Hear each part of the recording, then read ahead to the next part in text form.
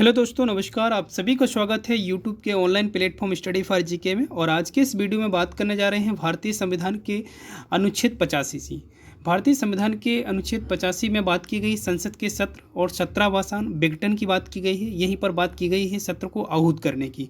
तो ये कुछ टर्म है जो पॉलिटी से रिलेटेड हैं, अक्सर पूछे जाते हैं एग्जाम में, तो आप लोग वीडियो के अंत तक जरूर रहिएगा। वीडियो शॉर्ट ही है लेकिन वीडियो काफ़ी इंपॉर्टेंट है, तो वीडियो के अंत तक जरूर रहिएगा आप लोग। चलिए सबसे पहले पॉइंट टू पॉइंट बात करते हैं। देखिए यहाँ पर देखिए, सबसे पहले बात कर लेते हैं संसद में जो सत्र होते हैं वो सत्र कितने प्रकार के होते हैं, सिंपल आपसे पूछा जाएगा। तो विशेष रूप से पॉइंट जरूर याद रखना है, संसद में जो सत्र आयोजित किए जाते हैं वो 3 प्रकार के होते हैं, विशेष रूप से याद रखिए। एक आपका बजट सत्र होता है, और ये सेकंड नंबर में होता है आपका मानसून सत्र, और थर्ड नंबर में होता है आपका शीतकालीन सत्र।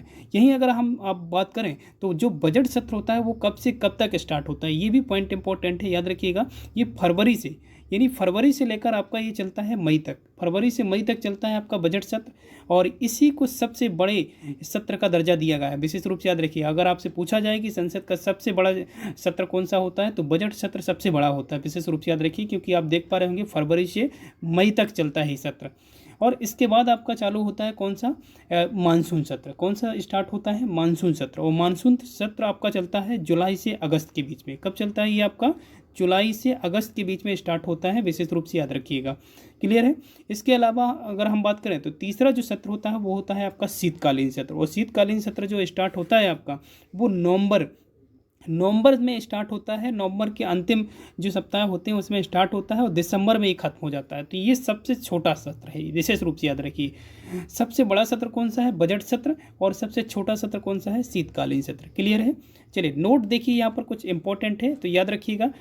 इसमें नोट में स्पष्ट ये कहा गया है कि 2 सत्रों के बीच अधिकतम जो अंतराल होता है वो 6 महीने से अधिक नहीं हो सकता। मोस्ट इंपॉर्टेंट याद रखिएगा कि 2 महीने जो आपके सत्र ये आयोजित किए जाते हैं ना, कि एक वर्ष में कितने सत्र आयोजित किए जाते हैं, 3 सत्र। ये तीनों आप देख पा रहे होंगे। और इन दोनों सत्रों के बीच अगर देखा जाए, इन 2 सत्रों के बीच जो अधिकतम अंतराल हो सकता है वो लगभग 6 मंथ हो सकता है। 6 मंथ से ज़्यादा समय अंतराल नहीं हो सकता है। विशेष रूप से ये पॉइंट जरूर याद रखना है आप लोगों को। चलिए नेक्स्ट पॉइंट की अगर हम बात करें वहीं पर, तो देखिए नेक्स्ट जो टर्म आता है पॉलिटी में काफ़ी महत्वपूर्ण है। देखिए नेक्स्ट टर्म है आपका सत्र को आहूत करना। तो आहूत मीन्स आप सिंपल समझ लीजिए, आहूत मीन्स होता है बैठक को बुलाना। विशेष रूप से याद रखिए, सत्र मीन्स बैठक और आहूत मीन्स होता है बुलाना। तो सत्र आहूत करने की जो शक्ति है वो किसके पास होती है, विशेष रूप से पूछा जाने वाला फैक्ट है, याद रखिएगा। ये राष्ट्रपति के पास होती है, विशेष रूप से याद रखिएगा। जो सत्र को आहूत करने की जो शक्ति होती है ना, वो राष्ट्रपति के पास होती है, सत्र को बुलाने की बैठक। क्लियर है। सत्र को बुलाना किसके पास रहता है, ये शक्ति किसके पास रहती है, ये राष्ट्रपति महोदय के पास रहती है। अब देखिए नेक्स्ट जो टर्म है ये आपका सत्र को स्थगित करना। सत्र को स्थगित करना इंपॉर्टेंट पॉइंट है, याद रखिएगा। कुछ समय के लिए कार्यवाही को रोक देना, सिंपल सा समझ लीजिए। सत्र को स्थगित करने का मतलब यूँ समझिए कि कुछ समय के लिए कार्यवाही को रोकना। अब ये कुछ समय जो है कुछ घंटे भी हो सकता है, कुछ मिनट भी हो सकता है, और कुछ दिनों भी हो सकता है। ये पॉइंट जरूर याद रखिए। अब देखिए सत्र जो होते हैं, जो सत्र को स्थगित करने का जो अधिकार होता है वो किसे रहता है, ये मोस्ट इंपॉर्टेंट पॉइंट है।